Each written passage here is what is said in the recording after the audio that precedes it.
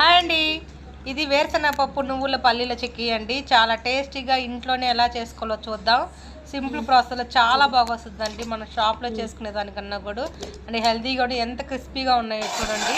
చూసారా, నేను బెల్లాన్ని ఇలా ఫిల్టర్ చేసుకొని బాగా మంచిగా ముదురుపాకం పట్టుకోవాలి. ఇలా ప్లేట్లో వేసామంటే ఇలా ఇరగదీస్తే అది కటక్కమనే సౌండ్ వచ్చేటట్టు ఇరగాలండి. అప్పుడే మనకు ఆ సౌండ్ వచ్చినప్పుడు మనకు అది పాకం రెడీ అయినట్టు. కటక్కన సౌండ్ వస్తుంది ఇట్లా ఇంచినప్పుడు.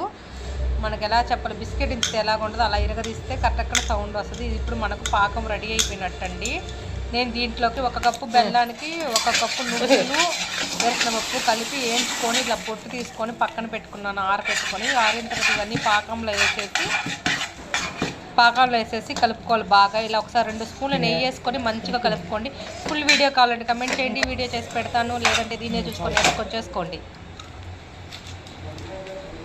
అంతేనండి. ఇది మంచిగా కలిపేసుకొని ఒక ప్లేట్లో వేసేసుకొని బటర్ పేపర్ వేసేసుకొని మంచిగా తట్టుకోండి. ఒక గిన్నె తీసుకొని మంచిగా ముక్కగా వేడిగా ఉన్నప్పుడే పోసి వదిలేసుకున్నామంటే ఆరిపోతుంది. ఆరిపోయిన తర్వాత తిప్పుకొని మంచిగా మ్యాక్సిమం 1 or 2 hours ఆరనివ్వండి. ఆరిన తర్వాత ఇలా స్టోర్ చేసుకుంటే తినకుండా ఉండే వాళ్ళకి 1 month అంటే తినే వాళ్ళకి 1 day అయిపోద్ది. మా ఇంట్లో 1 dayలో ఖాళీ అయిపోయింది. Thanks for friends.